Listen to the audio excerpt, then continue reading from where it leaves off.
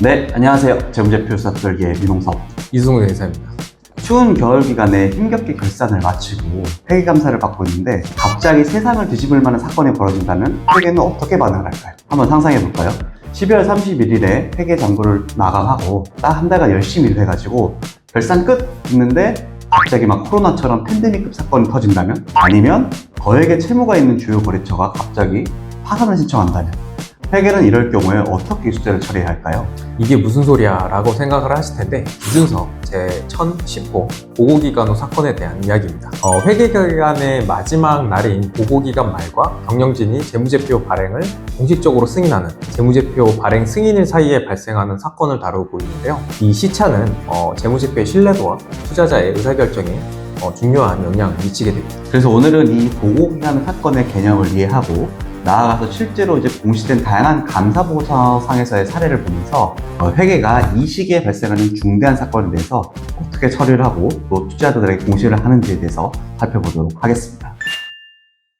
먼저 오늘의 주제인 이 보고기간 후 사건이란 보고기간 말과 재무제표 발행 승인일 사이에 발생한 유리하거나 불리한 사건으로 정의할 수 있습니다. 여기에서는 이제 두 가지 날짜가 나옵니다. 잘 기억해 두시면 좋은데요. 첫 번째는 보고기간 말, 두 번째는 재무제표 발행 승인일, 이 두 날짜입니다. 회계를 처음 접하시는 분들께는 아마 이게 무슨 말인가 싶으실 거예요. 네, 특히 이 주제는 이제 이 날짜를 주목해서 보셔야 되는데요. 기준서를 해석하기 위해서는 날짜의 정의부터 좀 확실히 하고 넘어가는 게 중요합니다. 보고기간이란 우리가 흔히 아는 결산일, 즉 일반적으로 12월 31일을 결산일로 많이들 쓰고 있죠. 그리고 재무제표 발행 승인일의 경우에는 여러 기준이 있지만 일반적으로는 회사의 이사회가 공식적으로 재무제표 발행을 승인한 날이다. 예를 들어서 12월 말 법인의 재무제표가 이사회에서 3월 18일에 승인을 받았다면 발행 승인일은 3월 18일이 되는 겁니다. 그리고 이 1월 1일부터 그 3월 18일, 발행 승인일 3월 18일 사이에 약 3개월간의 시차에 터진 사건들이 오늘의 주제인 보고기간 후 사건이 됩니다. 네, 이 보고기간 후에 터진 이벤트들은 재무제표를 작성하는 기업이나 또 이를 감사해야 하는 회계사님들한테도 그 입장에서 보면 모두 중요한 고민거리로 다가오게 됩니다.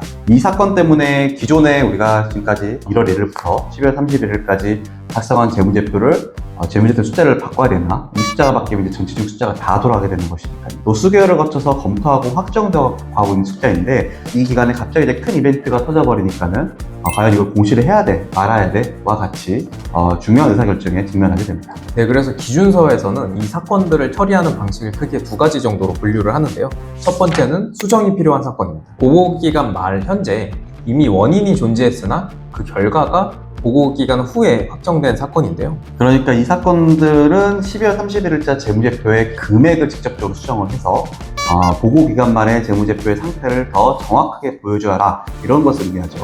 네, 주요 예시로는 보고기간 말에 이미 있었던 현재 의무가 보고기간 후 소송 확정으로 확인될 때라든지, 보고기간 말에 이미 부실했던 매출처가 보고기간 후에 파산이 확정이 되어서 채권의 회수 불능이 확인될 때, 보고기간 후 재고자산이 하락한 가격으로 판매되어서 결산일 기준으로 순실현 가능 가치가 하락했음을 입증할 때 등이 있습니다. 반면에 이제 수정이 필요 없는 사건들을 또 나열을 하고 있는데, 기준서에서는 이 사건들 같은 경우는 보고기간 말에는 존재하지 않았었던, 즉 새로운 상황이 보고기간 후에 발생한 사건들이라고 볼 수 있습니다. 예를 들면은 이제 보고기간 후에 발생한 화재 같은 거라던가 어떤 천재지변으로 인해서 주요 생산 설비가 파손되는 경우, 이런 경우는 수정을 요하는 사건이라고 볼 수가 없는데, 왜냐하면 결산일 12월 31일 당시에는 생산 설비가 멀쩡했고, 이 화재라던가 천재지변 같은 사건들은 어떤 원인이나 증거가 그 1월 1일부터 12월 31일까지 집중해서 확정되지 않았다라는 의미겠죠. 또 이제 하나 더 사례가, 또 보고기간 후에 발생한 주요 사업 결합이라던가 아니면은 종속기업을 처분하는 것과 같은 어떤 거래들, 그리고 이제 투자한 자산의 공정가치가 하락하는 것들 같은 경우가 대표적으로 수정을 요하지 않는 사건이라고 볼 수 있습니다. 이는 일반적으로 이제 이런 사건들이 보고기간 말의 상황과 관련된 것이 아니라 보기 때문인데, 결국은 보고기간 후에 발생한 상황으로 반영해라, 즉 내년도의 재무제표에 반영해라 라는 의미겠죠. 그 밖에도 보고기간 후에 영업중단 계획을 발표한다라던가 아니면은 구조조정 계획을 발표한다 같이 이러한 이벤트들 같은 경우는 만약에 결산일 이후에 발생을 했다면 기존 재무제표의 숫자에는 수정하지는 않습니다. 다만 지금 말씀드렸던 여러 가지 이 사건들이 투자자 의사결정에 너무나도 중요하다라고 하면은 수정하는 것이 아니라 이 사건들에 대해서 주석으로 공시를 해라 라는 게 기준서에 있지 않습니다. 이제 정리를 하자면 결산일에 이미 존재했던 상황에 대한 추가 증거라든지 결과가 보고기간 후에 확인이 됐다라고 하면 재무제표에 숫자를 고친다, 수정이 필요하다라고 볼 수 있지만 결산일 이후에 새로 발생한 상황이라면 그냥 숫자는 그대로 주석으로 알린다라고 정리를 할 수 있겠습니다. 사실 이렇게 기준서 내용으로만 좀 얘기를 하면 시청하시는 분들께서 전혀 와닿지가 않으실 거예요. 그래서 저희가 실제 감사보고서 주석에서 일반적인 좀 사례에서부터 저희가 최대한 유명한 모두가 알만한 사건들과 연관되어 있는 것들을 한번 찾아봤습니다. 네. 먼저 저희가 매번 거의 빠지지 않고 보는 회사죠.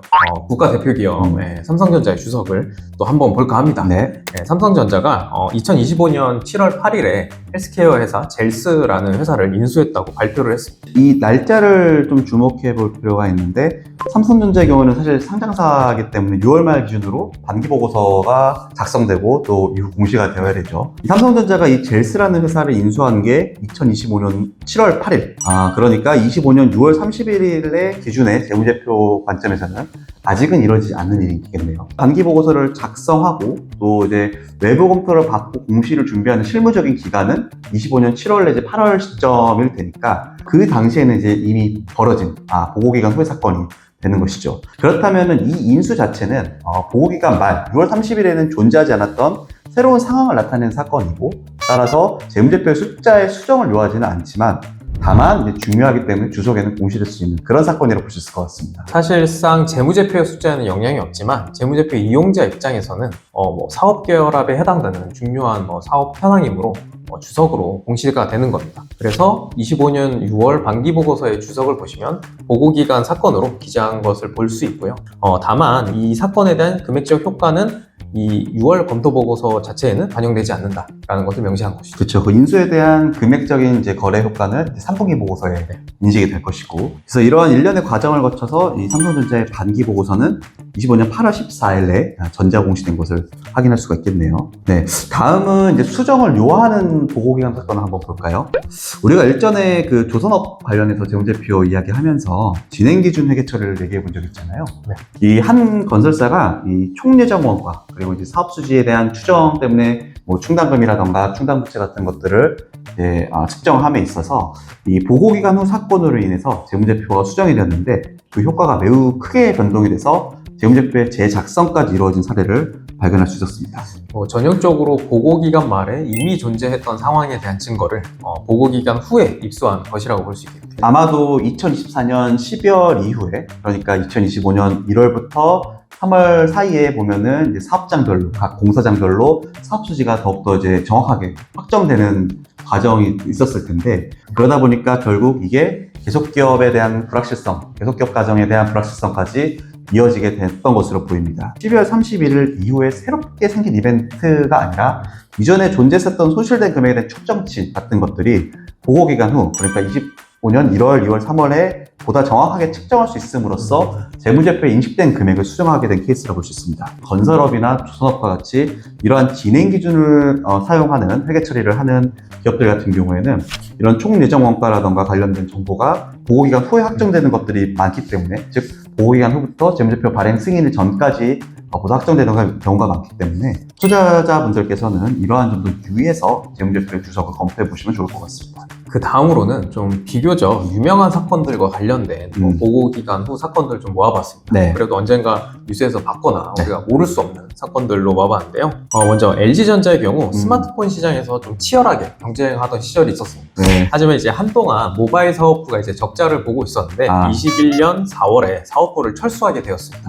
당시 이 MC 사업부 자산이 3조 9천억 원, 그다음에 부채가 7조 7천억으로 굉장히 큰 규모의 사업부였는데 이 시점으로만 보면 1분기 검토 보고서 기준일인 3월 31일에는 일어나지 않았지만 4월 5일에 이사회 결의를 했다면 이미 1분기 보고서를 쓰는 그 당시에는 알고 있는 일이 되는 거죠. 그렇죠. 그래서 역시나 보고기간 후 사건이 됩니다. 2021년 1분기 LG의 보고서를 보면 주석사항으로 MC 사업 부문을 4월에 종료하기로 결정했다라는 이제 보고기간 후 사건으로 적고 있고, 이제 이 사업부는 사업을 중단할 예정이기 때문에 이후부터의 반기 보고서를 보게 되면 중단 사업부인 MC 사업부의 중단 영어 손익을 이제 별도 주석으로 표시하고 있는 것도 확인할 수 있습니다. 그러니까 보고기간 후 사건에서 그 다음 분기에 이제 중단 영업손익으로 넘어가는 케이스. 네, 맞습니다. 그 다음 사례는 2023년 SM 엔터테인먼트 경영권 분쟁이 아주 크게 있었죠. 네.